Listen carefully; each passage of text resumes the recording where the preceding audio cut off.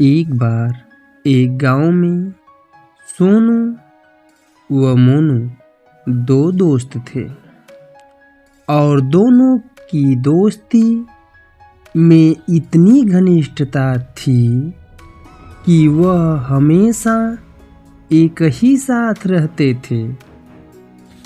तभी एक दिन सोनू ने मोनू से कहा, मोनू चलो आज जंगल घूमने चलते हैं।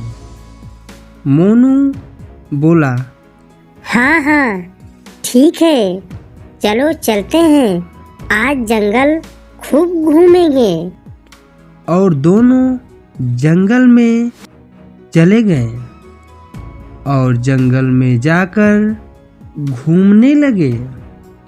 और जैसे ही घूमते घूमते जा रहे थे कि तभी अचानक मोनू के पैर में एक बिच्छू ने डंक मार दिया और मोनू जोर जोर से चिल्लाने लगा।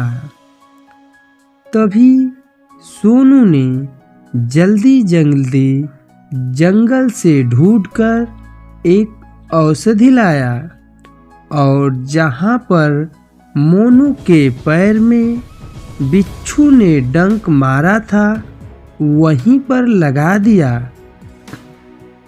और बहुत जल्द ही मोनू को आराम मिल गया और फिर दोनों जंगल में और आगे जाने लगे।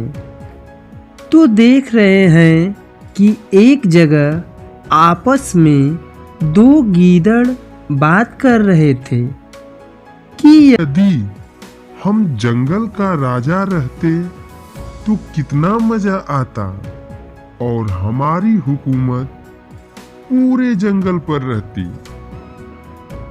दूसरा बोला, हाँ हाँ सही कह रहे हैं भाई, चलिए ना कुछ ऐसा उपाय करते हैं कि जंगल का राजा हम ही बन जाएं।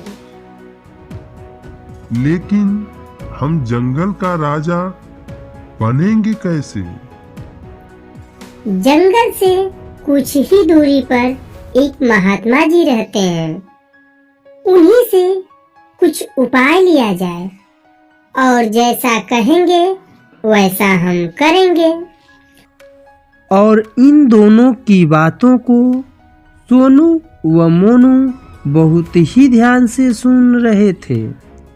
तो सोनू सोचा, अगर यह जंगल का राजा बनना चाहते हैं तो हम अपने क्षेत्र का राजा क्यों न बन जाएं।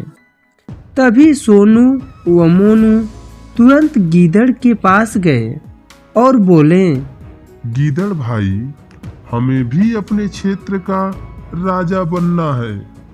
चलो हम भी साथ में ही महात्मा जी के पास चलेंगे। और महात्मा जी का स्थान जंगल से थोड़ी ही दूरी पर था। तभी गीदड़ ने कहा, चलो ठीक है भाई। और चारों महात्मा जी के पास चल दिए। और कुछ समय के बाद महात्मा जी के पास आ पहुँचे। तब महात्मा जी ने पूछा, बताइए, हम आप लोगों की क्या सेवा कर सकते हैं? तभी गीदड़ ने कहा, महात्मा जी, हमें जंगल का राजा बनना है, हमें कुछ ऐसा उपाय दीजिए जिससे हम जंगल का राजा बन सके। और तभी सोनू व मोनू भी बोले, महात्मा जी, हमें भी अपने क्षेत्र का राजा बनना है।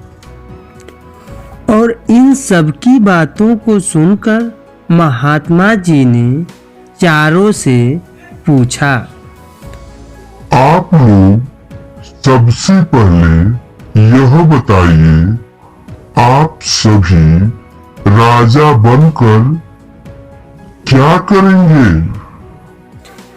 तब चारों बोले, कि महात्मा माँ जी, हम लोग तो इसके बारे में अभी सोचे ही नहीं। हैं। तभी गीदड़ ने पूछा, महात्मा जी, हमें राजा बनने के लिए क्या करना होगा? तब महात्मा जी बताए,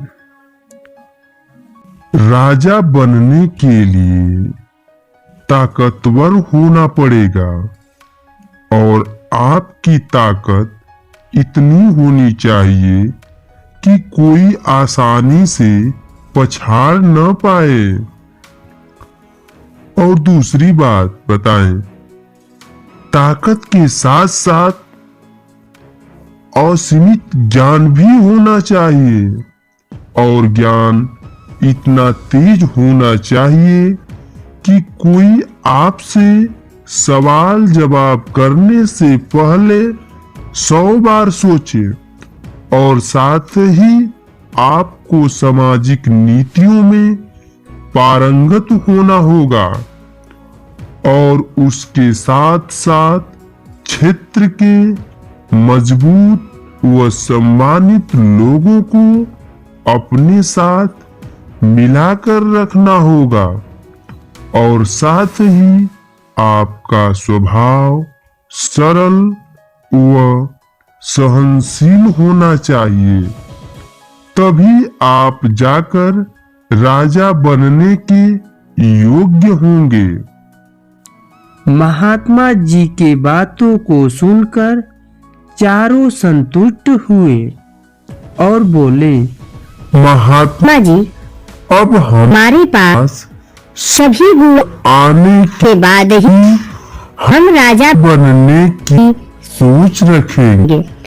और चारों अपने अपने स्थान चले गए।